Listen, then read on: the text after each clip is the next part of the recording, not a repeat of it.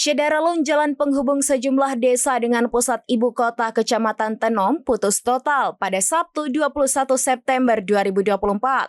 Jalan tersebut putus total akibat diterjang derasnya aliran banjir yang terjadi di kawasan tersebut, tepatnya di Desa Rambung Payung, Kecamatan Tenom, Aceh Jaya. Salah satu masyarakat dalam keterangan yang diterima serambinews.com menyebutkan jika saat ini jalan akses itu sudah putus total.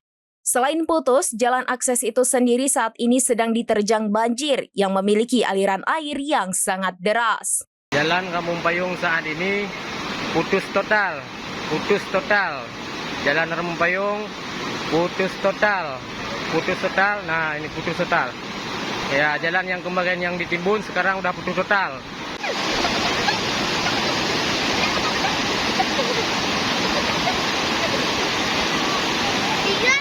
Di warung Pak? Hah?